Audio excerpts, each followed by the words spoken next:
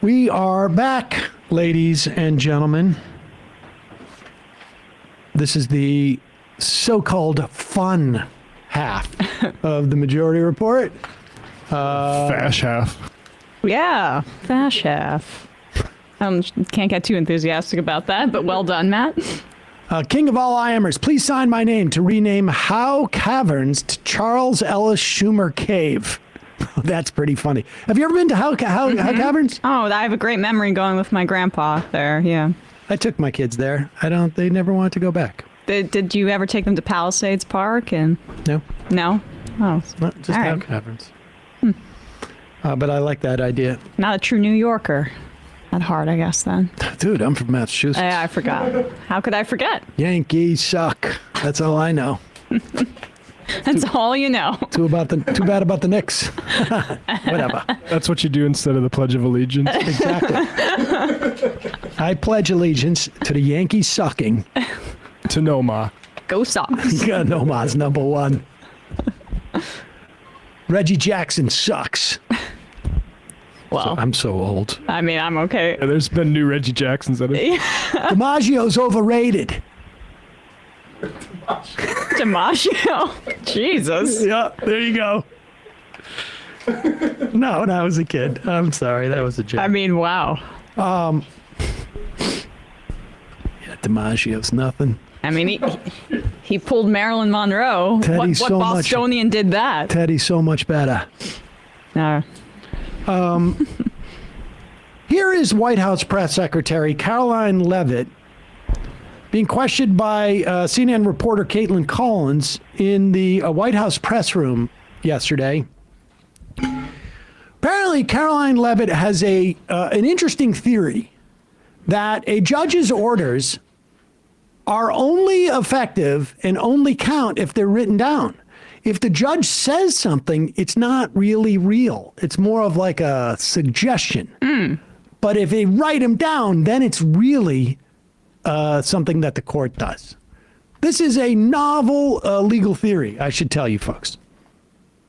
He wasn't aware of it? You're a reporter. You should find out. Okay, Sean. on the flights, so I have a question on the timeline of the flights. You keep talking about the judge's written order, which hit the docket Saturday night at about 7:26 p.m., but he issued a verbal order before that at about 6:45 and 6:48 p.m. based on the court hearing, a verbal order from the bench. Does the White House feel the need to comply with a verbal order from this judge? Again, as I said, all of the planes subject to the written order of this judge departed U.S. soil, U.S. territory before the judge's written order. But what about the verbal order, which of course carries the same legal weight as a written order, and said for the planes to turn around if they were... Well, there's actually questions about whether a verbal order carries the same weight as a legal order, as a written order, and our lawyers are determined to ask and answer those questions in court. Sean. Hey, so on Friday, the president suggested... That is not the case. Do you know how it is if a court has issued an order? If you say it's an order. So when it's the verbal order is an order, just like a written order is an order. And the idea that, well, they didn't get it on paper quick enough, so it didn't count, is more than just a novel idea. It is, in the words of Detective Dubois, apparently an attorney, what an effing lie. Right. And we were just talking to Austin Coker about this, that they were making arguments in court as these planes were taking off. So like they knew that they could have waited for this to be settled. They could have waited for the judge to say what he was going to say, but they chose actively not to do that and then are making these phony legal arguments later on. This feels very Stephen Miller to me, who's been feeling himself and really enjoying, I think, this chapter in Trump's reign of terror over all of us. Now, as you know, there was an order issued by the judge in this case, Judge Boasberg, had told the DOJ, if you're not going to, you need to tell me why you did not follow my order. And you have to today, Tuesday, or he said this on Monday, at noon, to come in and tell me. And they had said it's national security, et cetera, et cetera. And he said, well, okay, you got to write it down. I want to see it. You're claiming there's some, I want it written down. According to Forbes, the Trump administration declined to provide specifics about these deportation flights to El Salvador that were sent out as a result of President Trump's Saturday executive order invoking the Alien Enemies Act. After Boasberg asked them to disclose additional information, claiming providing it would be inappropriate because there was no violation of the court's written order. And the government is asking a federal appeals court to allow the deportations. So in other words, they are arguing that, well, we may have violated the oral order, but we didn't violate the written order because we were already gone and landed, supposedly. Which basically they did because they got the oral order, decided we got to do this now, and now they're using this as an excuse to say, well, it wasn't written down, so what did you want us to do? They're taking this to a federal appeals court, and I imagine, and I'm not sure which appeals court they would go to. Is this a D.C. Circuit? You look that up, but I don't think they're in a circuit that is going to be particularly favorable to them. Remember, the dynamic has shifted because during the Biden administration, you would see all of these right-wing organizations, they would venue shop, basically head down to one district in Texas where they knew they would more often or not get that Judge Kaczynski or Kaczmarek? Kaczmarek, yes. Oh, wow. And well, my brain isn't so bad from smoking all that pot. Kaczmarek, who would then issue some Looney Tunes ruling, and it would have to work its way up. In this instance, the roles are reversed. And so these cases are being brought. There's a lot more circuits, apparently, that will, and district judges that will actually follow the law. So there's a little bit more latitude. But it's the Trump administration now that is on its heels in these court cases. So we'll see. I mean, but they're on their heels, but they're trying to grab the rest of us by our shirt collar and take us over the edge as they tip backward. Because, like, what do we do? How many constitutional crises have we experienced since he got inaugurated in January? I mean, countless, but this feels like maybe the most extreme, like, because they're basically in real time defying this judge's order and saying that they don't, that Stephen Miller is going in front of the press and saying that they don't have the authority to restrict the president basically at all. It's one thing for Stephen Miller to do this publicly. It's another in terms of what the DOJ is doing. And the DOJ, even by going to this appellate judge, at the very least, is indicating that they still feel they're bound by the courts. So I don't know that we're quite at a constitutional crisis yet. The moment when they decide, like, we're not coming. Well, we are at a constitutional crisis with illegal impoundment and an unelected billionaire who is just tinkering with the money that Congress has allocated, but maybe not quite at the brink with this particular constitutional crisis. I would even refute that because they're still coming into court, and the courts are just we're going to get to a point where the courts keep getting evidence that they're not following what the court is saying. Like, they brought back all of those, they're bringing back people. I hope you're right. But then they're trying to put them on unpaid leave or paid leave. And the court, that guy Alsup in San Francisco said, no, they got to work there. You can't put them on paid leave. And so this is going to keep going until we finally get to these judges ultimately decide they've had enough. Now, what Roberts did today, I don't know. I don't think it's, he came out and said you can't call for the impeachment of a judge because you didn't like the ruling. There's an appellate process. That to me looks like a classic Roberts thing where he's going to use that as like, see, I just call them balls and strikes. And then when these cases finally make it up there, we shall see.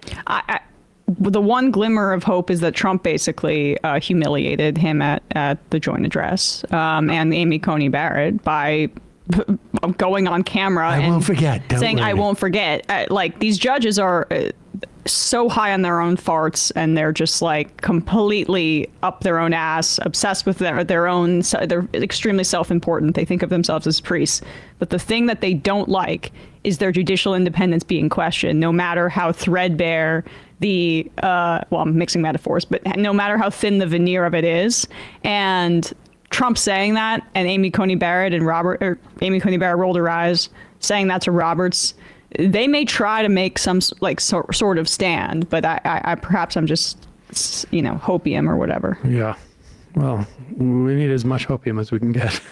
I mean, if we set a precedent that we can just ignore judges, it'll be interesting to try to implement that for purposes besides fascistic and reactionary ones. On the right, they're ignoring judges' rulings to do what they want. And on the left, or for the Democrats, Chuck Schumer was arguing that we need the filibuster in place to protect us from Republicans. And they don't even use the tools at our disposal to stop them. And the Republicans are using every tool, even extra legal ones, to get their agenda through right now. Well, we'll talk about this later with Schumer, because Schumer has a master plan, and that is to wait for the Republican senators to get all embarrassed about Donald Trump, and then they're gonna. I think the spell is going to break soon. So he's doing what is it? Was he born yesterday? The Fabian strategy? Well, it didn't work in 2012, and it didn't work in 2008 or 2006 or 2014 or 2016 or 18 or 20 or after January 6th or after 22. Yep. Or after 24, but this time retreating will work. September 25, that's the ticket. The fever's going to break any day now. I mean, that's what Obama told me, but it seems like this sickness is kind of like longer than the normal fever. Oh, did they feature that on a Netflix show? Is that how Obama told you? Oh, yeah, not hearing much from him. Movie star. Here's Steve Bannon trying to justify. You know what's fascinating is, I want to say it was 10 years ago, maybe it was even more. There was a right-wing talker named Michelle Malkin. I don't know if she's still doing anything. I haven't heard from her in years. I think she even had a book that was basically espousing the wonderfulness of Japanese internment. Maybe is she still on a news? Still on social media sites, it looks like. And I think she just got a little bit less, people were slightly embarrassed by that in defense of internment. And that was back in 2004. This is like when we were at peak. Oh my God. Yeah.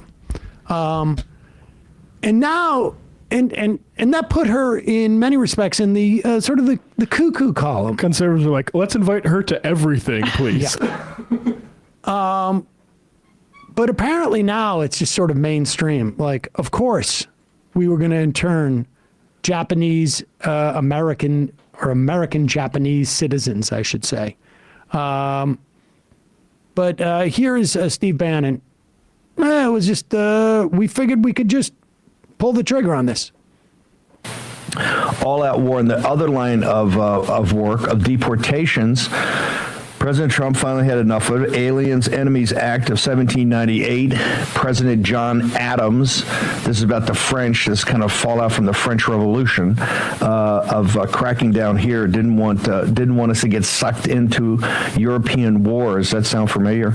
And they passed this act. President Trump used it. It was the same act to do to deter or do the internments, I guess, of the Japanese after Pearl Harbor. Always very controversial, although there was a lot. Not just the Japanese, the Americans. Right.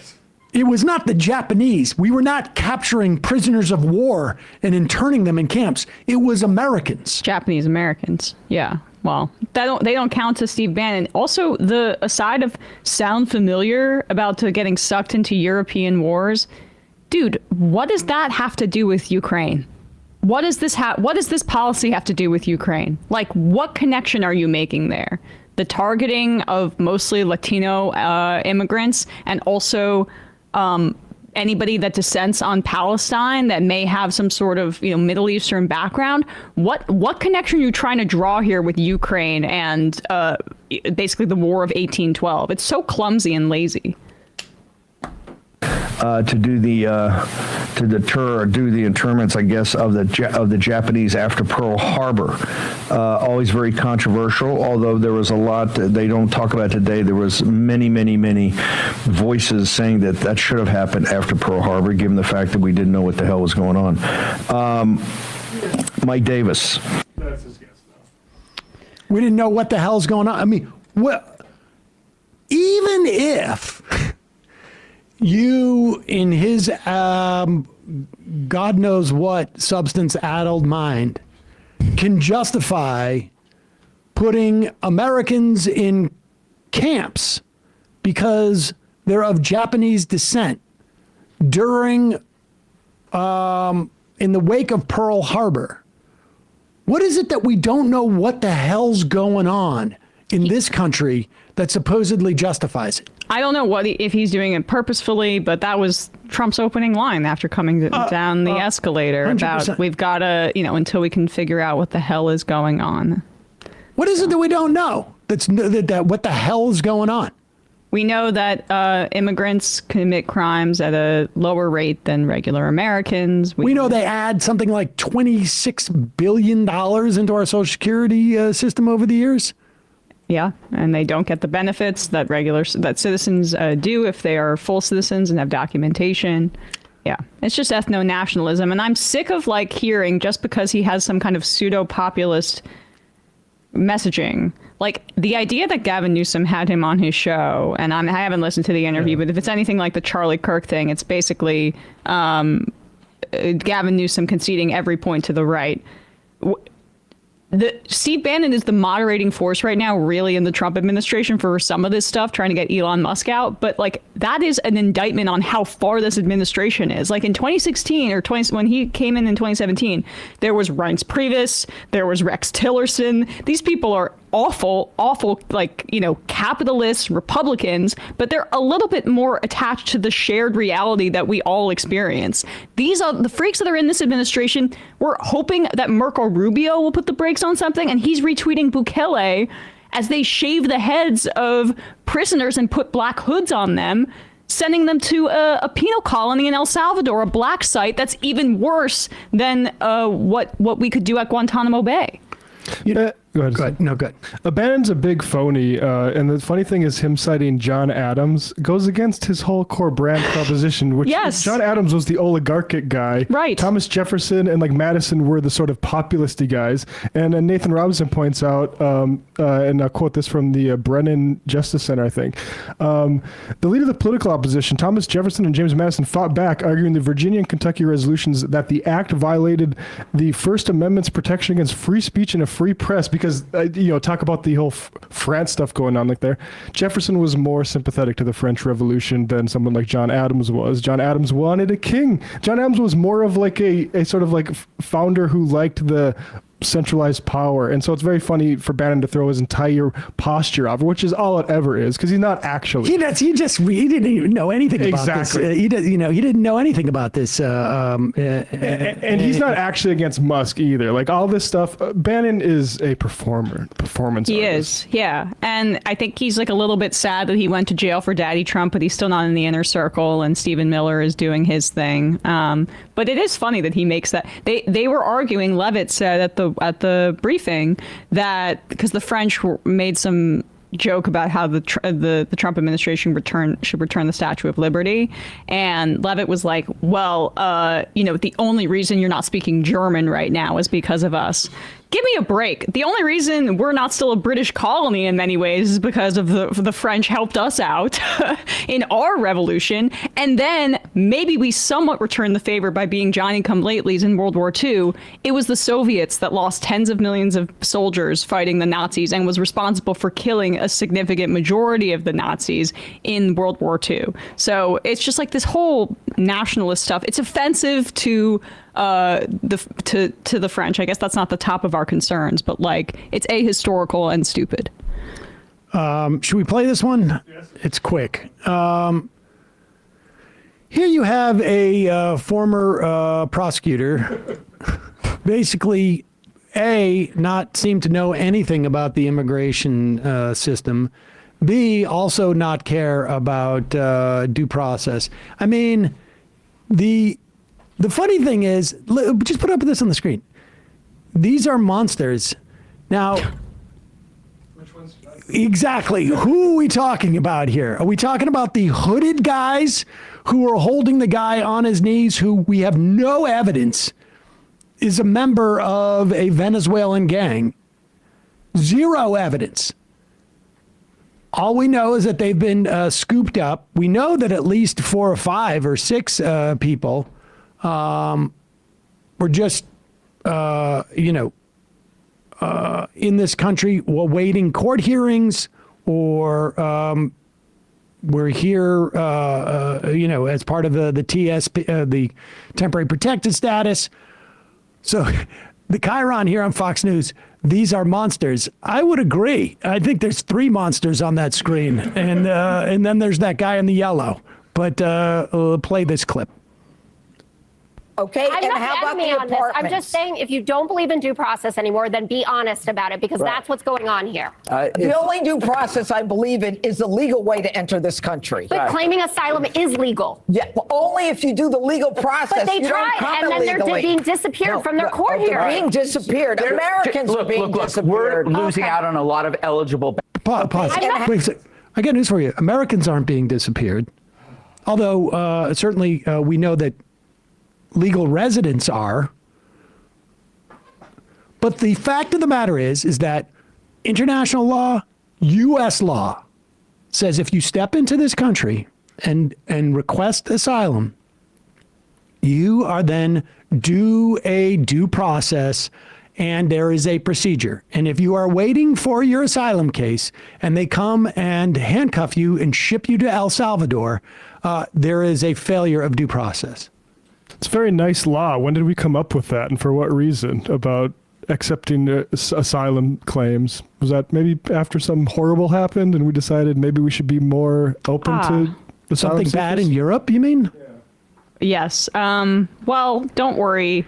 The Trump administration is on top of anti-Semitism. You know, the guy that said that there's good people on both sides at Charlottesville. He's deporting pro-Palestine protesters. So I hope everybody feels much safer now. Apparently she was not just a prosecutor, she was also a judge, right? I guess Judge Pira. Oh, Judge Janine. That was the name of her show. She was in the Jinx.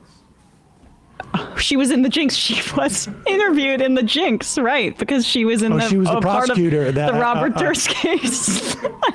Oh my God. We have a cool culture. Yeah, I mean, but then she gets to sit pretty with a few martinis at lunch. That's maybe a more fun gig for her. Allegedly. Allegedly, a few martinis at lunch? Yeah. That's just a saying. Exactly. Am I in the phones now? No? Got a call. That's weird. I don't know what's going on here. Oh, there we go. I should show up right now. Am I there? No, I don't see it. Do you see me in there? Well, let's try it. I don't Number 646-257-3920. 646-257-3920. Oh, yeah, I see myself now. We will take your phone calls. What do you want to do? The Tim Walz? Sure. This was refreshing. In the wake of Chuck Schumer completely, not just having a bad strategy, because at least then you can learn from it, having what appears to have been zero strategy other than just waiting for the Republicans to come around if Donald Trump gets unpopular, which is completely blinkered. And you don't have to take my word for it. You can practically take just about any other Democrat in the Senate caucus or in the House Because even those who were not calling for Schumer to step down were like, we probably need a strategy to deal with this. Schumer just was wrong about whether the House would pass the bill. This is the bottom line. And, there was evidence after the budget resolution that the Republicans passed about 3 or 4 weeks ago for the next year's budget, not this year's government funding, but next year's, when everybody thought they're not going to be able to do it. That was the signal that the deployment or the threat of Elon Musk deploying all of this money in primaries was going to discipline the Republicans. And somehow, and I remember we talked about it here, because everybody we talked to beforehand thought there's no way they're going to pass this resolution. They did. And the idea, and then after the fact, we said here specifically, this is an indication that there is a different dynamic going on this time.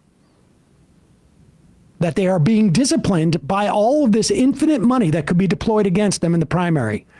And then Chuck Schumer did not think they were going to pass that dirty continuing resolution.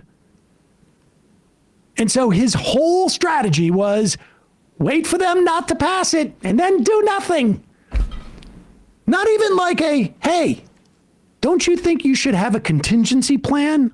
Oh, you know his contingency plan. Maybe we'll play this later, but it's to go on the exercise bike next to John Thune at the gym, and that's when they were able to get all their inhibitions out and talk.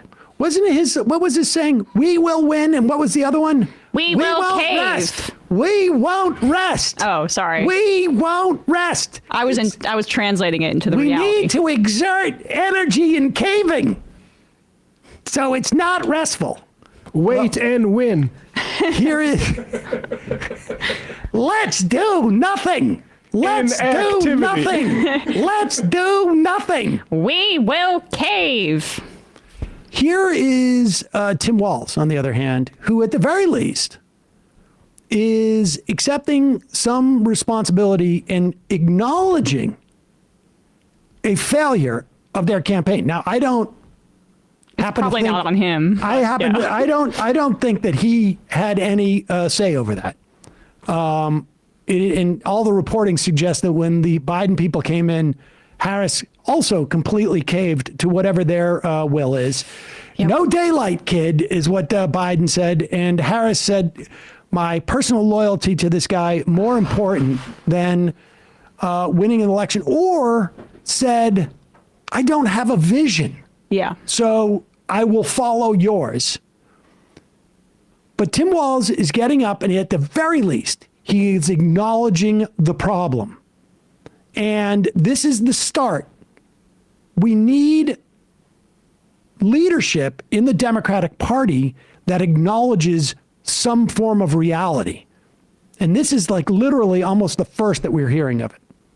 But this issue around healthcare and the issue around Medicare and the things we're talking about, we've got people now that are exactly like this story, worried about basic human right of healthcare and decency in their life. And I own this. The idea that millions of people stayed home because they didn't think there was any difference between Donald Trump, Kamala Harris, and myself on the ticket, they didn't think that. And we need to acknowledge that.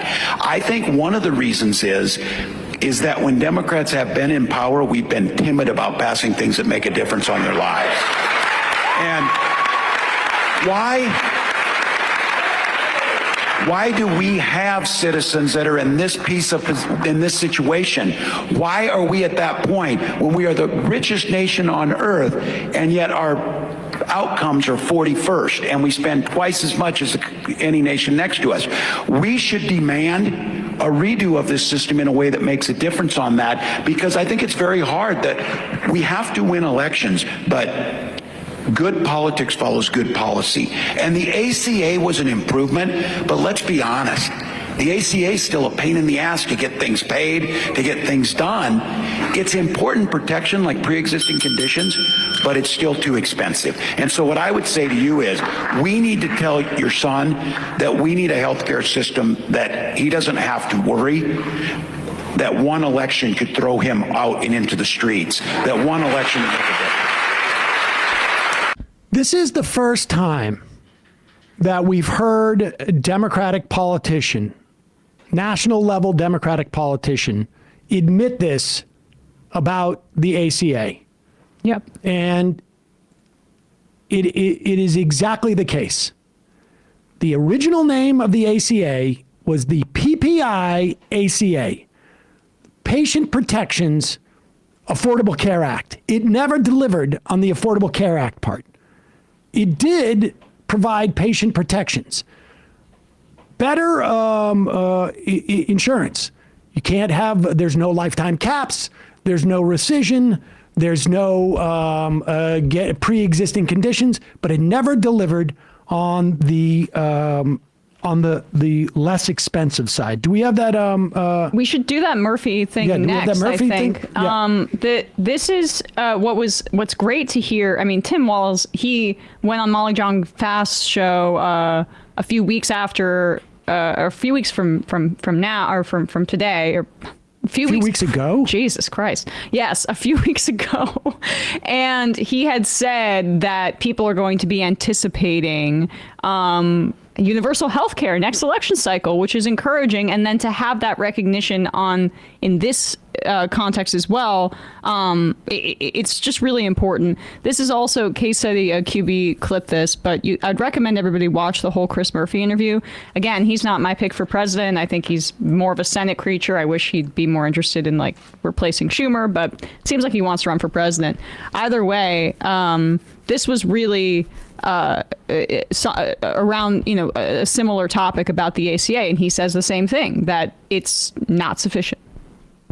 I see a Democratic Party that is way too comfortable with corporate lobbyists. A Democratic Party that, God bless that we can negotiate the price of 10 drugs. Yeah. And that's a huge victory. Like, if that doesn't send the message that this party is utterly out of touch with, it's not a party that understands, it seems, the power and leverage that government can have to fight corruption. It seems altogether too comfortable being a part of the corruption. So listen, it all started during the Wall Street crisis of 2008. The Democratic Party is supposed to be the party that breaks up the banks, not the party that bails out the banks, right? And it was that day the Democratic Party started to lose credibility. Before that, isn't it maybe it's Jimmy Carter opening up trade, it's Clinton deregulating?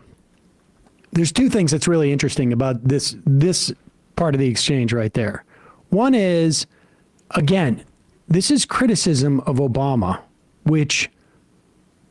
and a growing recognition in the party that Obama never delivered on, and maybe some of it was projected upon him, but never delivered on the promise of providing change, which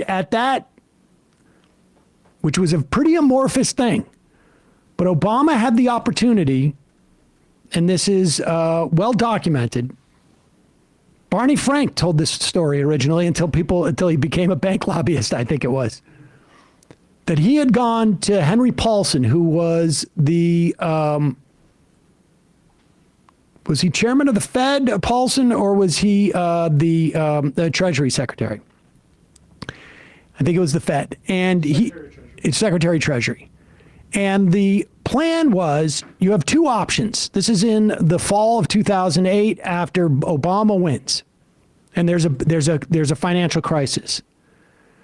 And the banks are over leveraged. And you could do what FDR did, which was bail out the homeowners who own these homes, give them the money so that they could pay the banks and pay down on their principal, what they bought the house at a very inflated price, bring down the payments of their interest payments so they could continue to pay. Or you could pay the banks and then ask the banks, will you provide mortgage relief? And Paulson said, that Bush was willing to do the former, but they need sign off from Obama. And when Barney Frank went to Obama and said, Paulson says they're ready to do this, Obama said, nah, we got one president at a time. Mm-hmm. And so this little dance prevented, or at least became the justification for why there was no money given directly to homeowners.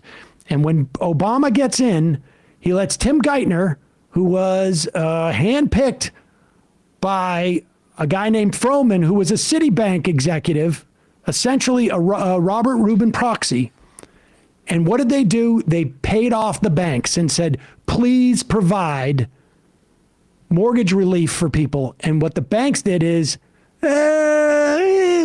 not really. It's bonus season. It's bonus season, and we make a lot of fees when people go on their way to foreclosure. And you had about 3 million, almost 3.5 million foreclosures in this country. And Obama effed it up.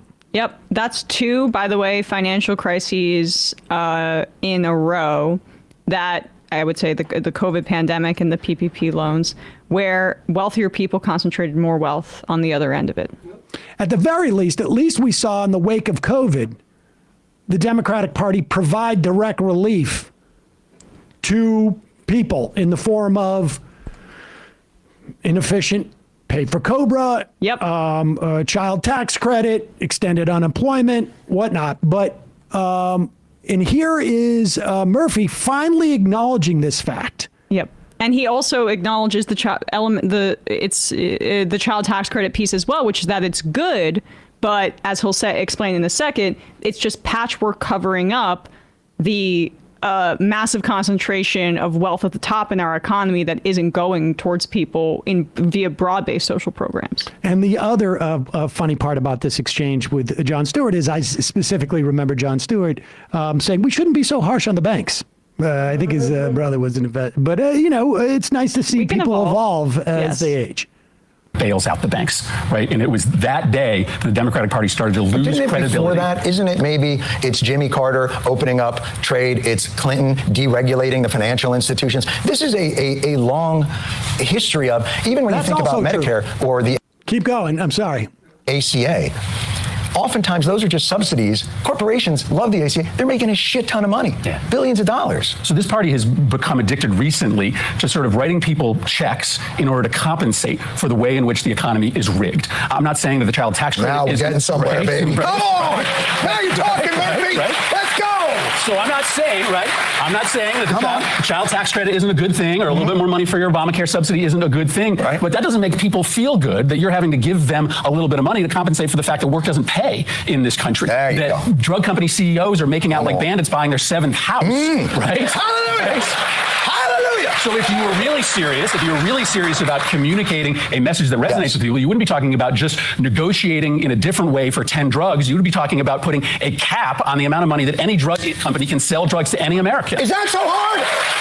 That's the point. The point is simply this. The government subsidizes these corporations with billions of dollars and demands nothing in return.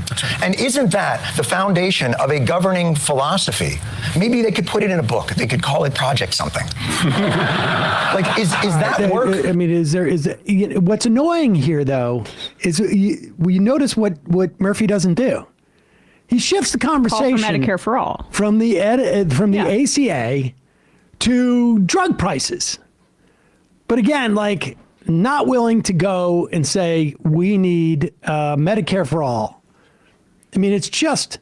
Well, that's why Walz should be in the way too early 2028 frontrunner thing.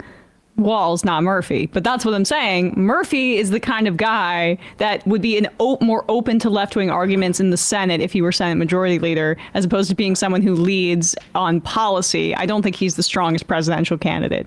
But I do think, it's encouraging regardless to see these arguments being made in the mainstream. And then you see the polling about how Democrats feel about their leadership. They took resisting Trump seriously, and they're open to arguments right now that show why what they did incorrectly. And frankly, the arguments that are being fed by the consultant class aren't resonating. I saw a poll of Gavin Newsom after he's been doing these interviews with right wingers and playing footsie with them, that he's dropped in 10 points in favorability with Democrats right now. Good. Support that. I support that, but that's wholeheartedly. Why, like, I don't. It should be 20. I think Chris Murphy's more weaselly. This is why he's better for the Senate and not as a leader of the party. But like he at the very least is acknowledging that this is a reality and isn't doing what there are fewer Democrats doing the Newsom thing, and that's an improvement. Yep. So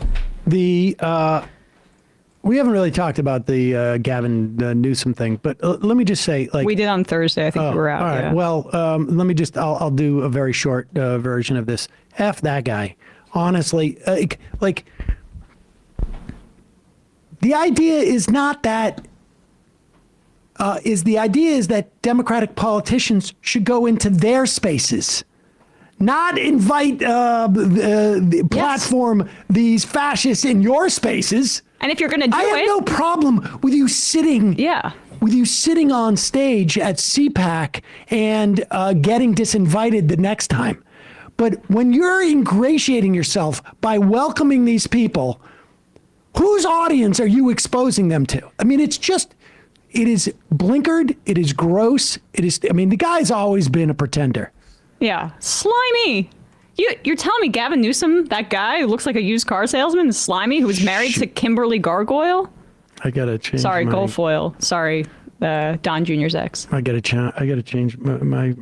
But he was saying his son loves. Your soundboard's not working. I'm yes. Sorry. He was saying his son loves Charlie Kirk. Don't you know? That's what Gavin was telling Charlie. Can you imagine if Saul was into Charlie Kirk? Honestly, I would be embarrassed as a parent publicly? to say it publicly. It's child abuse to say it publicly. Yeah, well, I feel like your kid should have better values than that. I mean, if you're a Democrat. Yeah, listen, I am completely open to the idea that you can't control what your kids do in that respect. Who knows which way it's going to go. But I wouldn't brag about it. Definitely. Calling from an 859 area code. My kid was excited that we had Zoran Mamdani on. So take that, Gavin. Calling from an 859 area code. Who's this? Where are you calling from? Hi, is this me? Yes, this is you. Who's this? Where are you calling from? Hi, this is Brady from Kentucky. Brady from Kentucky. What's on your mind? Hi, I'm just calling to ask a question about one thing that's been on my mind recently, as the Democratic Party has been absolutely abhorrent with their messaging and talking to regular folks. It's just made me so to. I'm sorry, I'm a little bit nervous. No, don't worry about it. You're doing fine. Thank you so much. I have thought about it very much, and I've talked with coworkers, and I've talked with my girlfriend about it, about possibly making a run for Congress and running against Andy Barr of the 6th District. Currently he is. There's a town hall that's supposed to be happening on March 22nd, and I'll give the date and place to where people can go if they want to go. But he has declined the town hall. I think it's Indivisible that has orchestrated the town hall, and that's just made me so upset. And I've talked with people about it, about running for Congress and running against him, and that he is actively and openly voting against the interests of his constituents. And where my girlfriend and my daughter are on Medicaid. And I'm very frightened for them. Yeah. And it pisses me off very, very, very much. I mean, and I want think to at least try to. I'm sorry. I think you should do it. You should run. It's easier said than done, but I mean, hello? Yeah, I'm still here. I'm listening. No, it's just that would be my advice. I think is that town hall going to continue on? Yes, they're still going to host it. Here, I can look on the website real quick.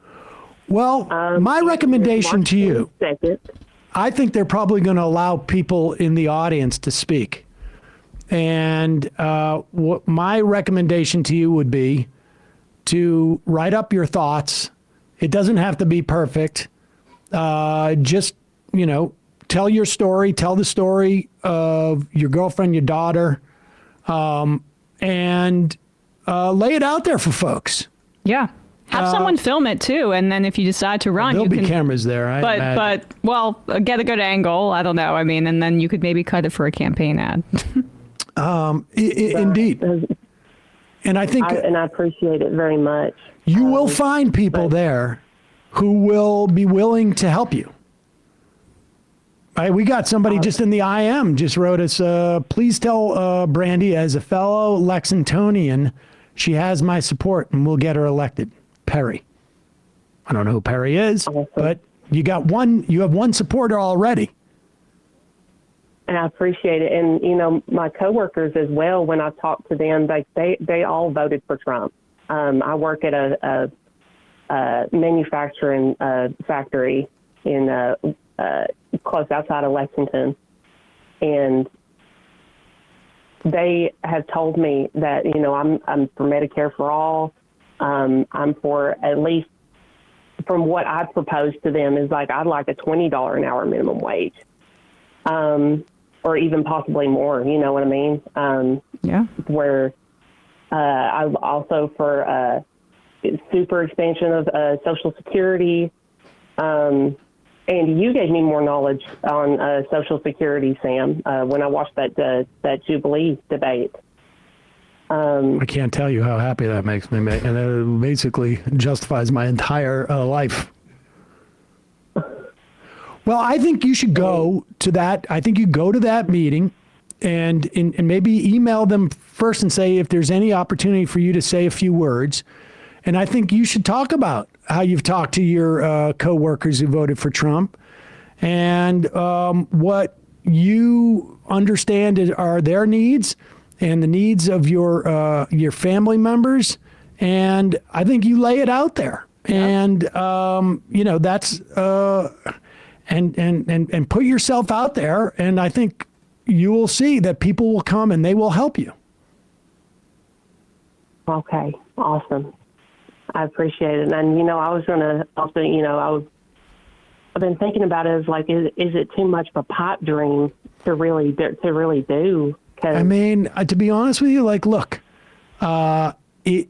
you never know until you find out. And there's absolutely the whole point originally was for folks like you to do this. Yes, and it's a really cool, says contact Justice Democrats. You can, and that might be a good place to start, if you want some resources, but also if it gives you any comfort, this upcoming midterm is going to be a very hospitable environment to what you're trying to do because of the outrage right now. So it's a good time to do it in addition to, your sentiments being correct.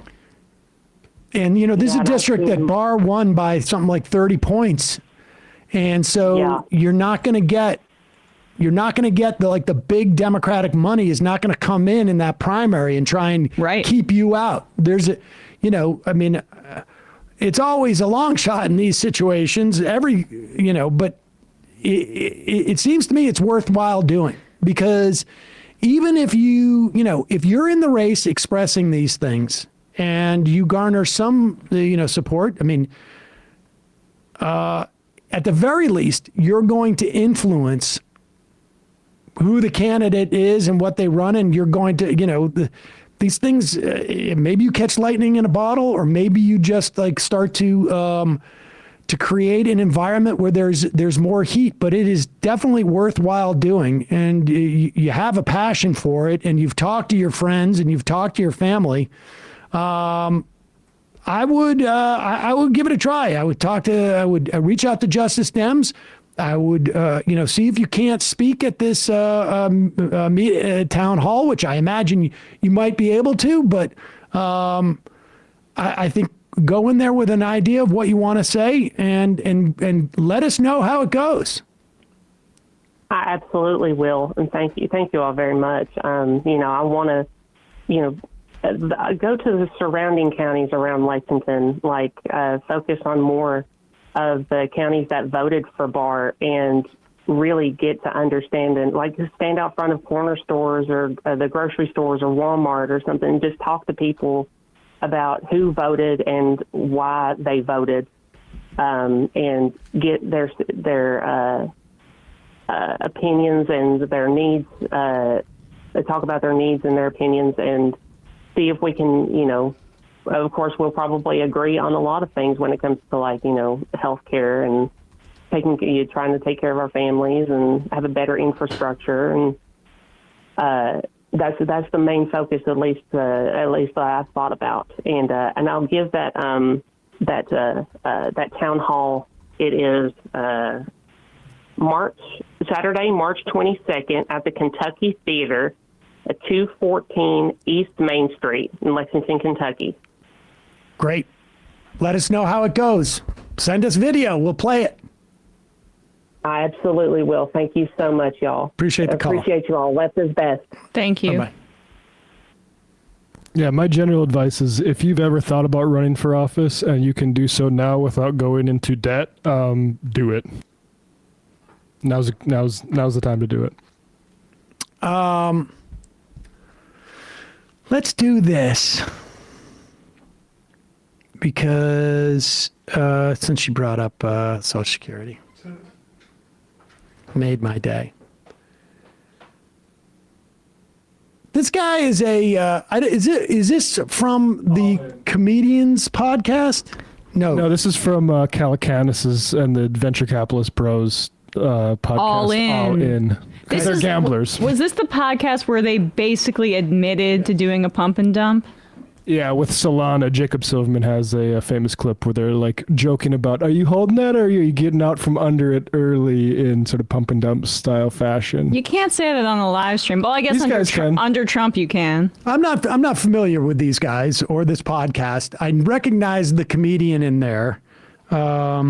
Well, comedian, Andrew Schulz. He's a Rogan-verse guy who has parlayed that into a Netflix special, so he's promoting it on, Wasn't he originally an MTV guy, too? I feel like I actually think I saw him at the Comedy Cellar one time. But, regardless. All right, sorry. Regardless. I've never thought he was funny, but he's a comedian, yes. This is it's fascinating. And I think the guy is, he seems like a smart guy to me on some level. I saw a podcast, I think it was his, where he was talking about the Theocrat, the exchange on Jubilee with the Theocrat that I was in. Mm-hmm. Somebody sent me that, but they weren't really addressing what we were talking about, and they apparently didn't see what the premise of the thing was, which is when I was arguing, if you're a Theocrat, you're going to be happy about Donald Trump. I don't care about arguing the morality, the philosophical basis of my morality. Haven't you read Foucault, sir? I don't know what deontological means. At the end of the day, tell me what your policies are going to be. And if it involves women can't vote, I'm going to, regardless of the complete lack of the philosophical basis for my morality, I'm going to sign off. I'm going to depart in that moment. Soy boy. But the point is that these guys offer something which on its face sounds enticing. And without knowing the history of this proposal, this is what George W. Bush tried to do in 2005. Without understanding the reasons why we have Social Security and what it's supposed to provide for our retirement, you can get sucked into this. So I want to go over this so you understand why this is such a bad idea. And regardless if the concept is good or not, the emotional connectivity to the success of American industry is really important. When at 22, that you could get this thing that's been compounding for 22 years. All right, pause it for a second. Now, they're talking about retirement funds. Now, here's what we know. Prior to the 80s, most pensions were guaranteed benefit. That is as opposed to guaranteed contribution.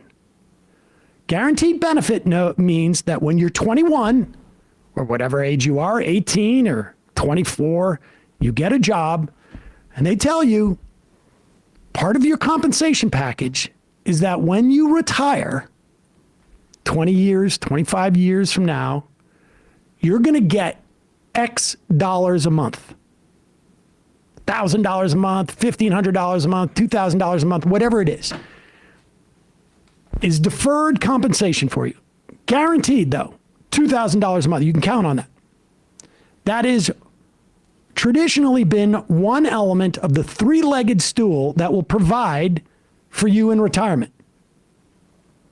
The other is just savings that you might have or assets. Maybe you bought a house and you sell it, you downsize, you take money from that. And the third is social insurance, which anchors it, and that is Social Security. That was the plan for Social Security. One leg of a three-legged stool, and it was the most secure one. In fact, so much so that they call it Social Security. In the 80s, because people didn't want to fund these pensions, they turned them into defined contribution. In other words, the amount of money that you pay in, that's defined. But the amount of money you get out, well, we're going to put it into the gambling thing. We're going to put it, leave it to the whims of the market. To the market. As opposed to being just a traditional defined benefit pension plan. And they promoted things called 401ks. Yep. And if you Google the words, the failure of the 401k experiment, you will see that people, for better or for worse, left to their own devices, underfund their 401ks, pull money out of their 401ks. We are on the verge of a retirement crisis because of this. These are just starting to hit. People have been counting on these 401ks to hit retirement. 5 minutes of research will tell you what everybody on Wall Street knows. These things, they've enriched Wall Street people because somebody's going to manage them. Yep. Somebody's getting fees. But they have not provided for people's other legs of retirement. But they are thinking, what if instead of taking Social Security and investing it in treasuries like our government does, which is basically investing in the financial soundness of the most widely used currency in the world, the US dollar, what if we took all that money and put it into the stock market where we're going to get much higher returns? Listen to how they talk about it. You get this thing that's been compounding for 22 years. You could pay off some college loans. You could put something down on a house. You could pay for trade school, whatever it is. I think you have a different energy towards America and its success. And then you have a lot less of these kids who are just like, America's this horrible place and capitalism is bad. Yeah, capitalism is bad when you're left behind. When you're invested in capitalism, it's okay. I'm sorry. This is actually perfect to pull up that chart just really quickly from FT. This is from Gallup data that's been aggregated from. It's a very small sample size of 70,000 people, according to the Financial Times. Views of young people in the United States on aspects of politics and society have deteriorated. And it's unfortunate Financial Times doesn't do the greatest y-axis, but it's all starting at 2010 to 2024. The respondents are age 15 to 29 years old, and it's a rolling 3 survey average. And you can see confidence in the judicial system tanked since 2010.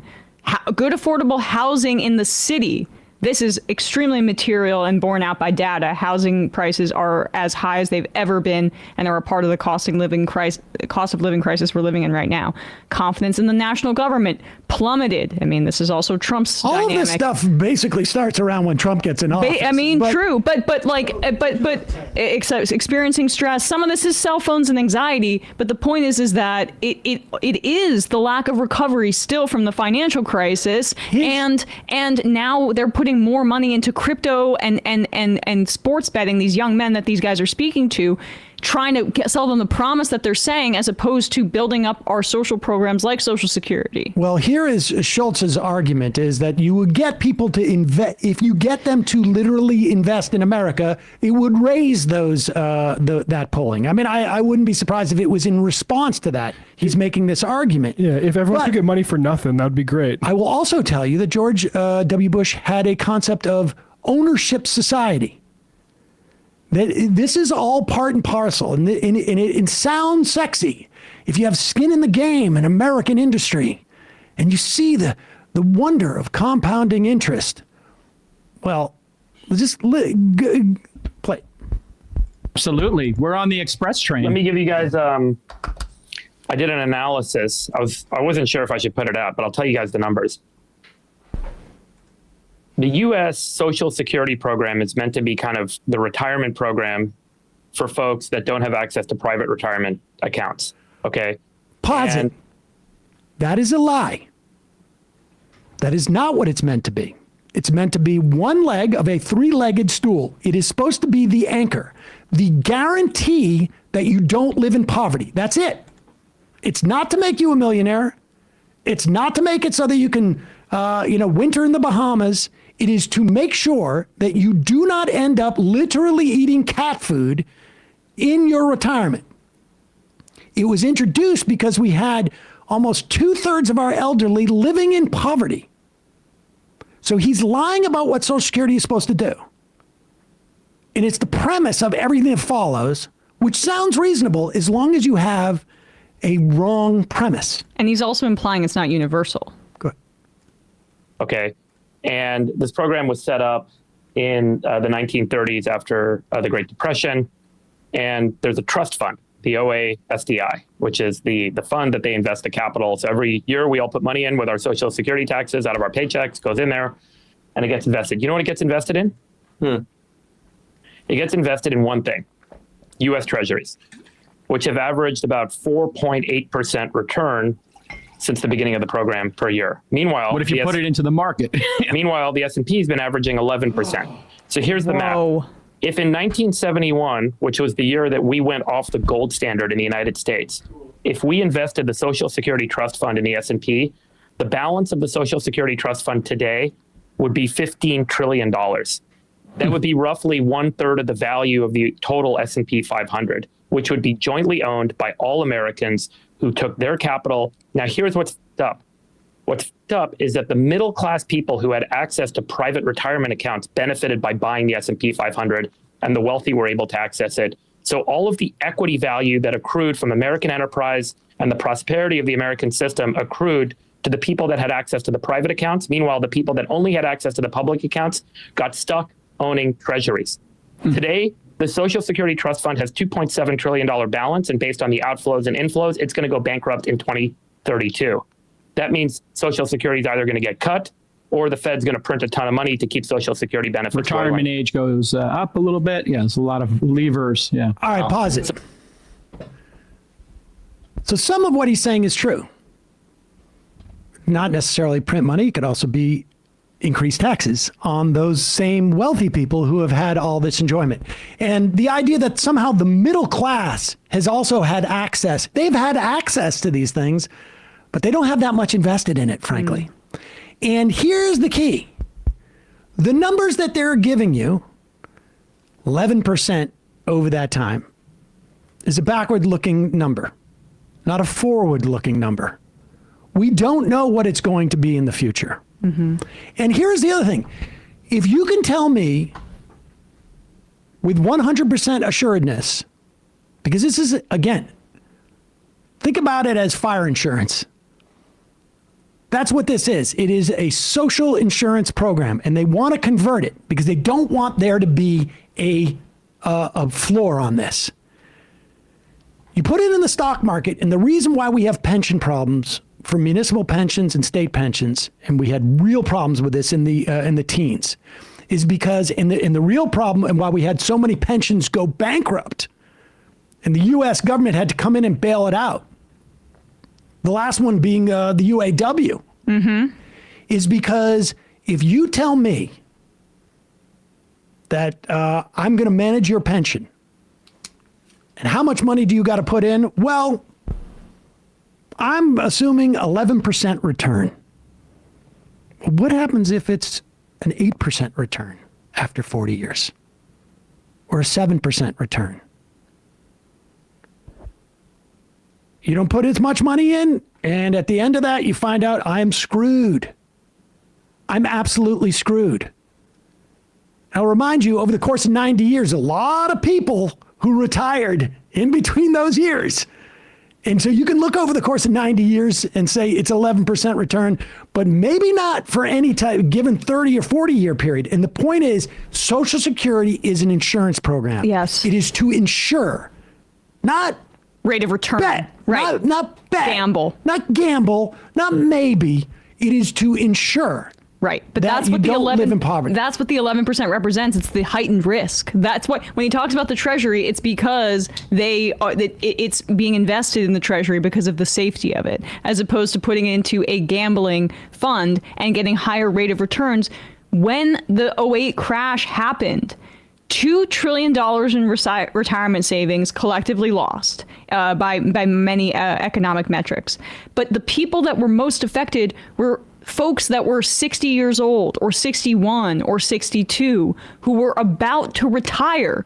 They didn't have the opportunity to have their retirement funds come back because the market renewed itself. 10, 12 years later. I'm nearing retirement and my entire retirement is wiped out. So yes, eventually, since the 70s, the market, the economy goes up and it increases in value, and that's in part inflationary too.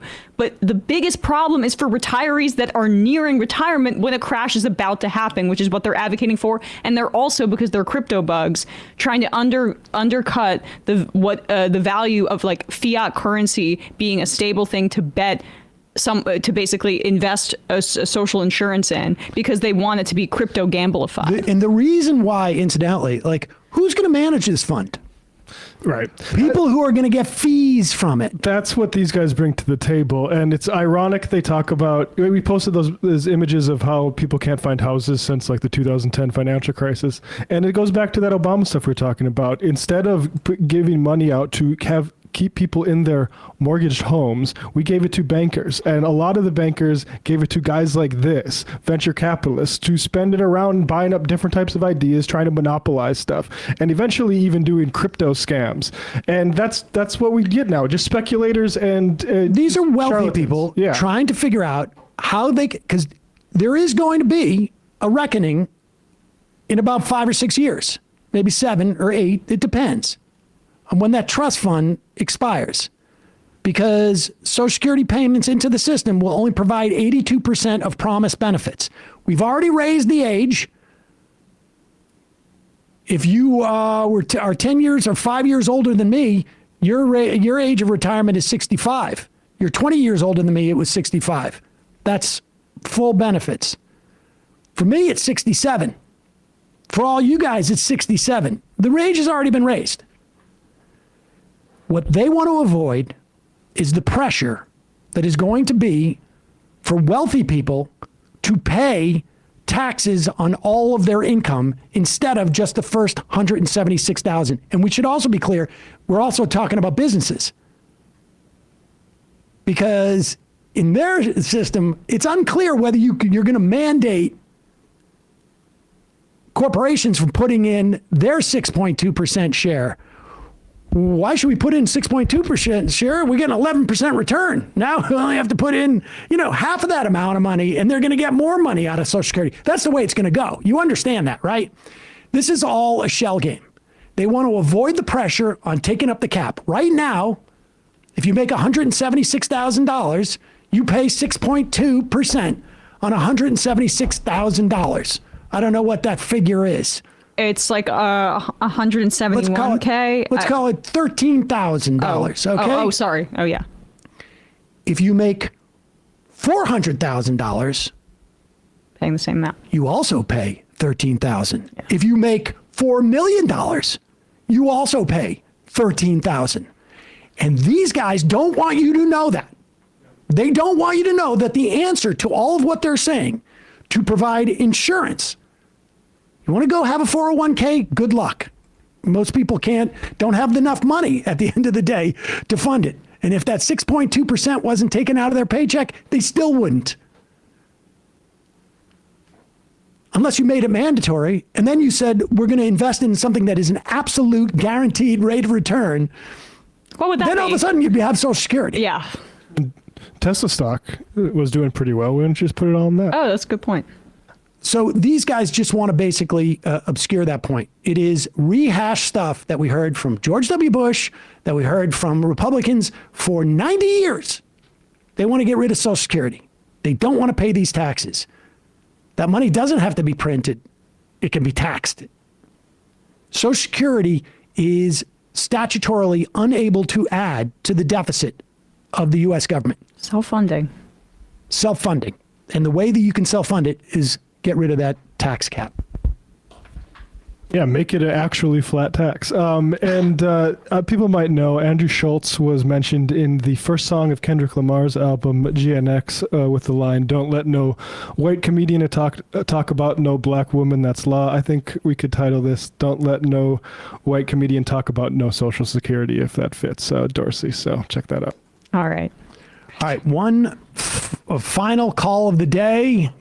Calling from a 302 area code. I know we didn't get to many calls today. Calling from a 302 area code. Who's this? Where are you calling from? Hi, is this me? Yes, it is you. Hi, this is Phil from Wilmington, Delaware. Phil from Wilmington, Delaware. What's on your mind, Phil? So I wanted to ask, there's a bill, SB 21, that's been introduced in Delaware last week. And as you know, Delaware has a lot of corporations that operate in the United States. And so the way that corporate law goes in Delaware, so goes corporate law in America, really. And the two changes that it's making is, one, it's reducing the ability for plaintiffs to gather information through discovery to try to help defend those who are trying to seek cases for pension or minority shareholder leverage in their cases.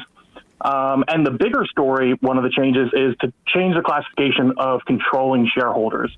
And the big story about this is there's a lot of people that think that this is how Elon Musk could kind of claw back his $56 billion payout that the judges in Delaware have kind of told him, you won't be getting that.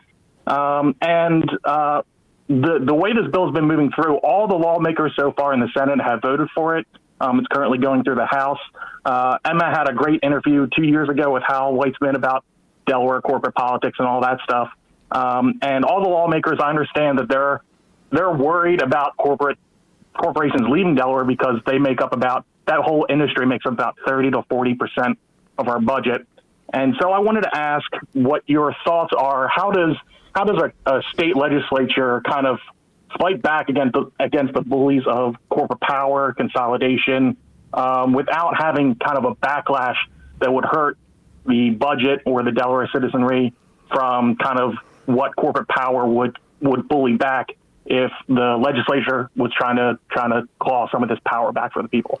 Well, I don't know enough of the particular dynamics to be confident that there wouldn't be some corporations that try and essentially incorporate in different states. But I can tell you that state legislatures rarely hear from their constituents.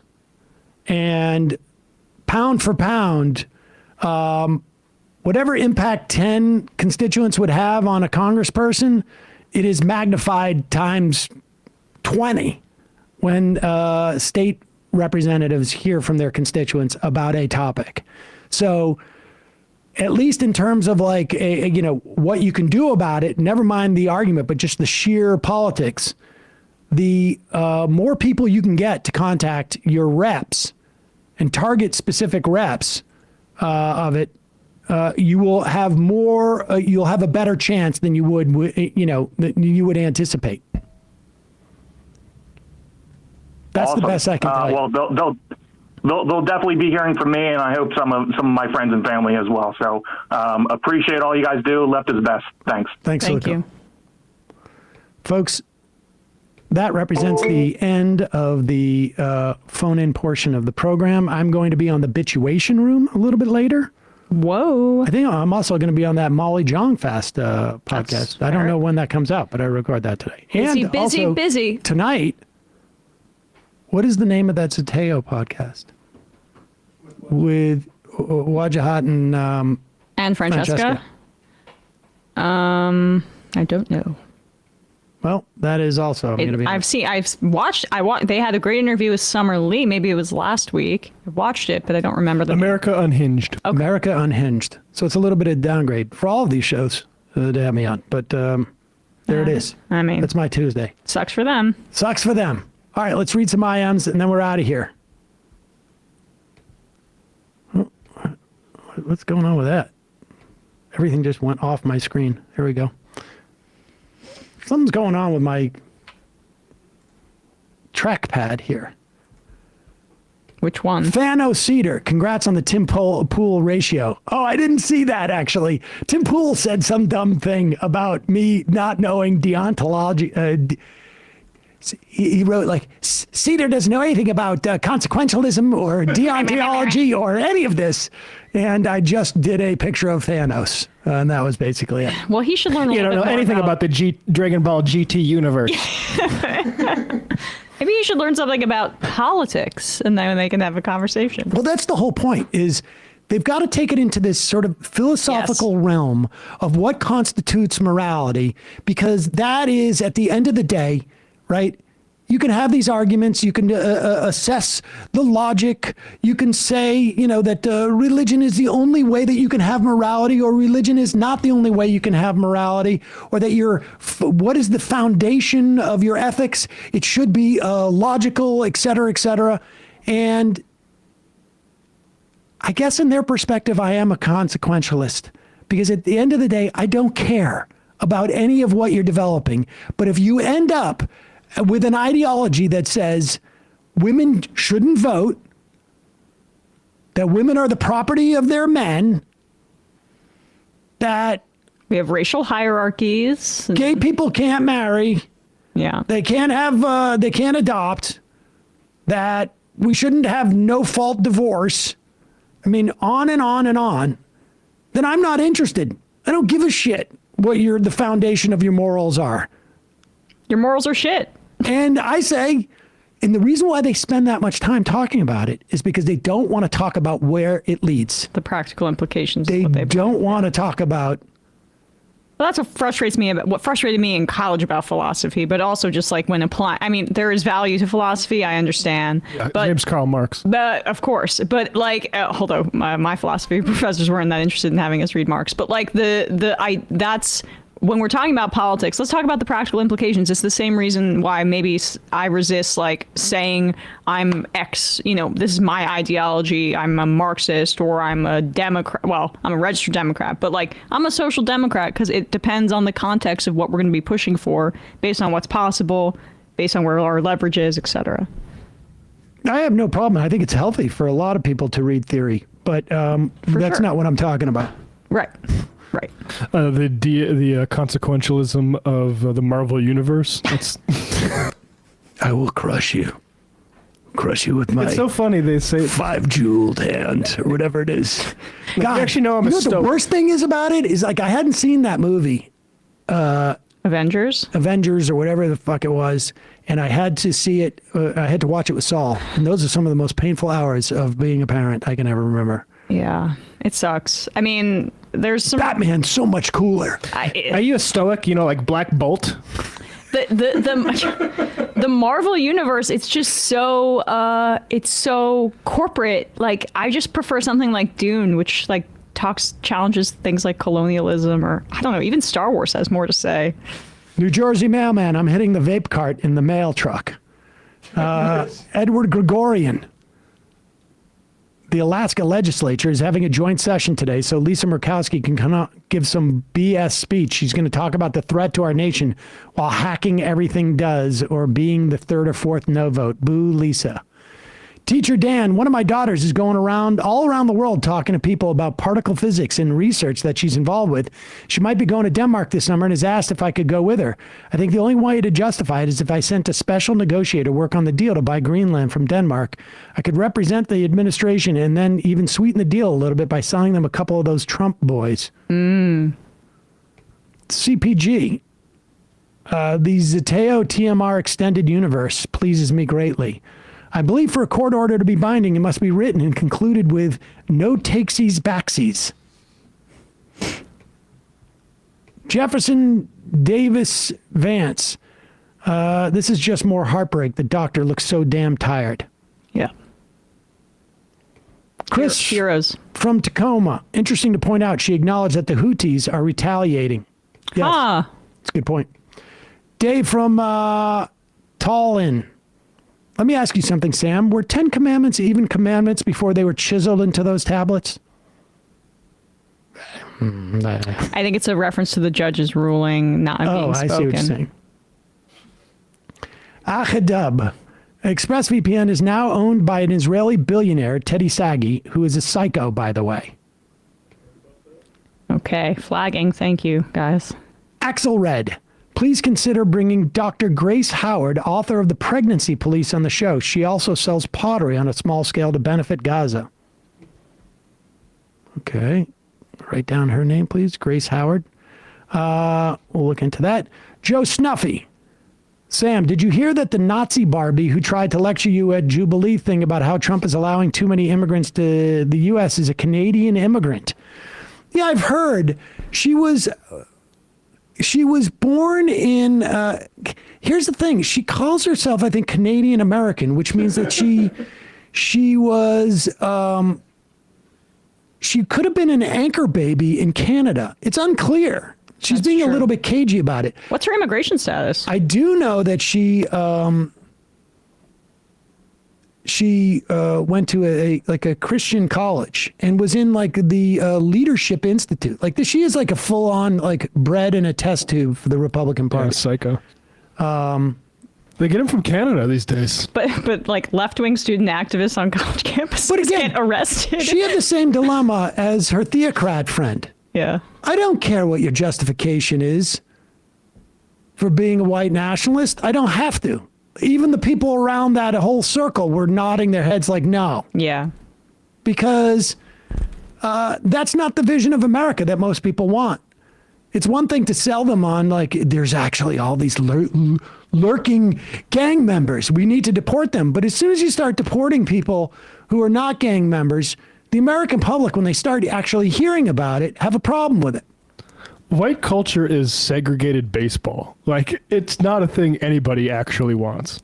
And frankly, listen, the idea that this has been a white European culture from the beginning of is to completely ignore the fact that you had a ton of black people here. And prior to that, Native Americans. We committed genocide against a native population. But also incorporated their cultures into ours. Of course. Our poets were like mimicking their language. I mean, we what made was them Thanksgiving? Yes. What was Thanksgiving?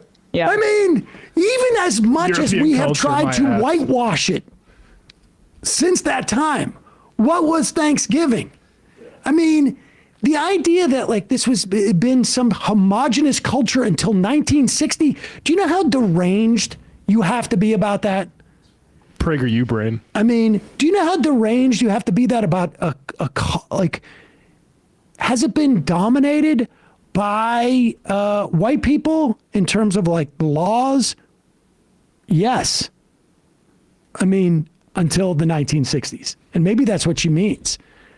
She means we had a hierarchy, but not a culture. It's not just that they don't want trans people playing sports. They don't want black people playing sports either. I mean, you could have said like, we had a white culture until Elvis Presley ruined it. Where'd he get all that stuff? Where did he get all that stuff from? We had a white culture until the blues became something. It was a white culture till then. Or actually, we had a white culture before. I mean, you could just go on and on. But I didn't need to argue that because people don't want her vision. So I am happy that the Barbie is out there, and I don't care if she's a Canadian immigrant. I got no problem with immigrants. I think she's pulling her bio down from certain websites that show she's a Canadian. But yeah, like middle of the 1800s, America was taken by a popular craze called jumping Jim Crow. And that was black people originally dancing in sort of rural situations that white people eventually copied. So that's our European culture. That was the moral panic about Elvis. Was literally it was that he was sexual, but it was primarily that it was black music. I will also add that Italians and Irish, back when they first came to this country, were not considered white. Not only have we not had a white culture in this country, we couldn't even decide on who was white consistently throughout the entire time.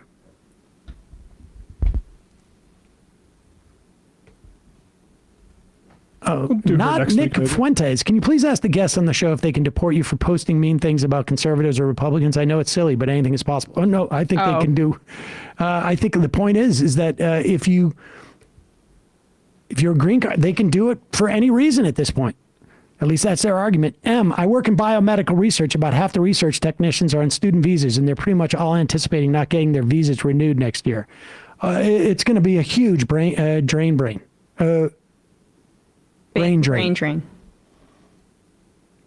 John from T-Berg, need to emphasize for anyone with a platform the importance of continuing to speak out, especially if you're a white content creator, TikToker, YouTuber. You should use your privilege at this time to speak out where others have more legitimate reasons for being fearful of reprisal. Good point. All right, 3 more. Kid tested, Politburo approved. Feels like I'm going insane at work. Meetings happen as if nothing else is going on in the world. Pretty sure a meteor was set to hit the earth. They'd still be trying to hold normal meetings until the world ended. There's one kind of cutting it close. Medium literacy. Maybe these schools are so convinced Social Security will fail because they're planning to further cut taxes while deflating wages with automation. SSI is incompatible with AI and crypto banking. Judd Legum, we'll talk about this tomorrow, has a memo on their plans to destroy the Social Security Administration. And I really mean to destroy it. I think it's illegal, but we'll see. And the final IM of the day.